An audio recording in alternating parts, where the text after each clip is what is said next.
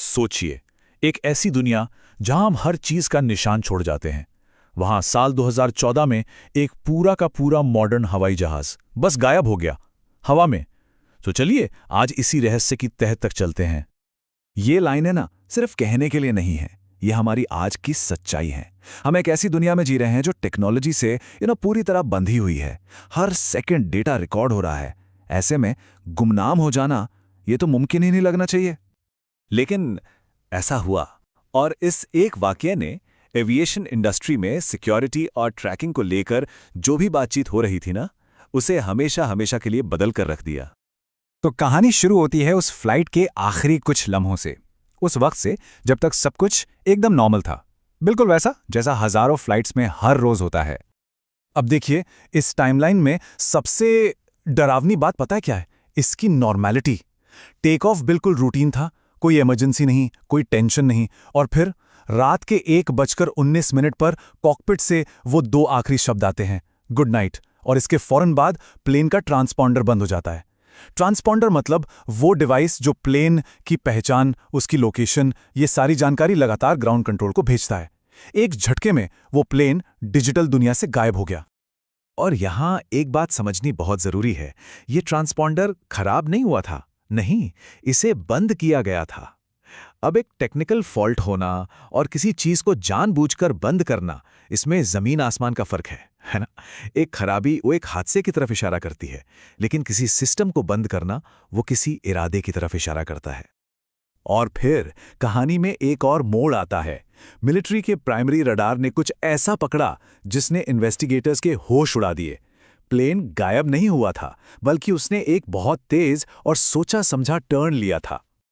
यह कोई ऐसा वैसा टर्न नहीं था कि प्लेन रास्ता भटक गया हो। नहीं, प्लेन ने जानबूझकर बिजी एयर रूट्स को छोड़ा, रडार से बचने के लिए ऐसे रास्तों पर उड़ा जहां कोई पायलट गलती से भी नहीं जाता। ये सब एक सोची समझी स्ट्रैटेजी लग रही थी, और प्लेन घंटों तक उड़ता रहा, बस सैटेलाइट को ना बहुत हल्के से सिग्नल भेजता रहा, जैसे कोई भूतिया जहाज हो जो बस अपनी मौजूदगी का हल्का सा एहसास दिला रहा हो। अच्छा, तो इस मिस्ट्री के बाद जाहिर है पूरी दुनिया में हड़कंप मच गया, और फिर शुरू हुई इतिहास की सबसे बड़ी खोज, जिसके बाद एक ऑफिशियल नतीजे पर पहुंचा गया। मतलब दुनिया भर के देश एक साथ आए और एविएशन हिस्ट्री का सबसे बड़ा सर्च ऑपरेशन शुरू किया गया। समंदर के वो हिस्से छाने गए जिन्हें पहले कभी किसी ने ठीक से देखा तक नहीं था। ये कमाल का एफर्ट था। और फिर कई महीनों की खामोशी के बाद एक ब्रेक थ्रू हुआ। इंडियन ओशन के किनारों पर प्लेन का मलबा बहकर आने लगा। ये पंखों के कुछ टुकड़े थे, और जब जांच हुई तो कंफर्म हो गया कि ये टुकड़े उसी गायब हुए प्लेन के हैं। जैसे ही ये मलबा मिला, ऑफिशियल नतीजा भी सामने आ गया। दुनिया को बता दिया गया कि प्लेन सदर्न इंडियन ओशन में क्रैश हो गया।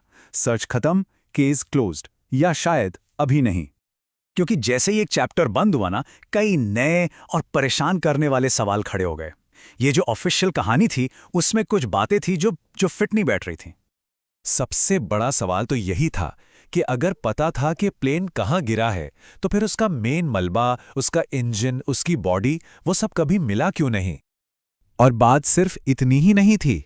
हर कमर्शियल प्लेन में एक ब्लैक बॉक्स होता है ना, जो क्रैश के बाद भी 30 दिनों तक सिग्नल भेजता रहता है। लेकिन इस केस में उन सिग्नल्स की जगह सिर्फ और सिर्फ खामोशी थी। और शायद सबसे अजीब बात यह थी कि जो मलबा मिला भी ना, वो सब प्लेन के बाहरी हिस्सों का था। अंदर से कुछ भी नहीं, ना पैसेंजर्स का सामान, ना सीट कुशन, ना केबिन का कोई और टुकड़ा, कुछ भी नहीं। तो देखिए, एक हाई स्पीड क्रैश के बाद एक्सपर्ट्स जो उम्मीद करते हैं और जो असल में मिला, उसमें बहुत बड़ा अंतर था। उम्मीद थी कि मलबा बुरी तरह बिखरा हुआ मिलेगा, जैसे कोई धमाका हुआ हो, पर जो टुकड़े मिले वो ऐसे थे जैसे उन्हें कंट्रोल करके अलग किया गया हो। उम्मीद थी कि प्लेन के अंदर का सामान मिलेगा, पर मिला सिर्फ बाहर का हिस्सा। और सबसे जरूरी, ब्लैक बॉक्स के सिग्नल की उम्मीद थी, पर मिली सिर्फ खामोशी।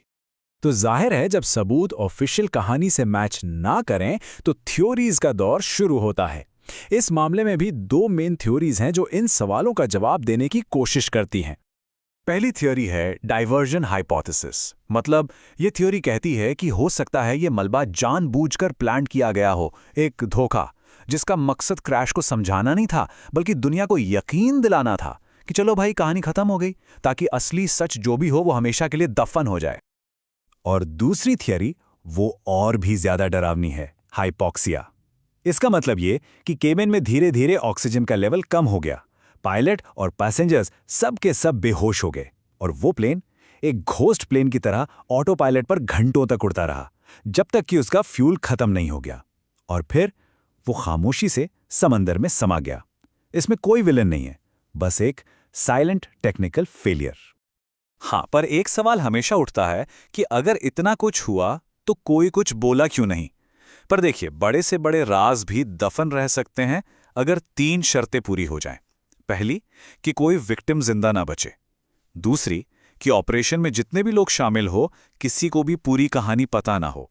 और तीसरी और सबसे जरूरी, कि आखिर में सच बताने के लिए ही कोई ना बचे। तो आखिर में ये कहानी सिर्फ एक गुमशुदा प्लेन की नहीं रह जाती। ये कहानी है मिस्ट्री के नेचर की, हमारी समझ की हदों की।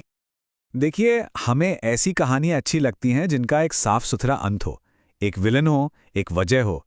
लेकिन असल जिंदगी अक्सर बहुत उलझी हुई और अधूरी होती हैं, और कभी-कभी कुछ सवालों के जवाब होते ही नहीं हैं। हाँ, इस एक घटना ने एविएशन इंडस्ट्री को हमेशा के लिए जरूर बदल दिया। ग्लोबल फ्लाइट ट्रैकिंग को लेकर दुनिया को नए सिरे से सोचने पर मजबूर कर दिया। पर वो एक आखिरी सवाल आज भी वहीं खड़ा है। क्या ये बस एक दुखद हादसा था जिसकी पहेलियां वक्त के साथ समंदर में कहीं खो गईं, या फिर ये उस कहानी का एक हिस्सा है जिसे हम आज तक समझ ही नहीं पाए हैं?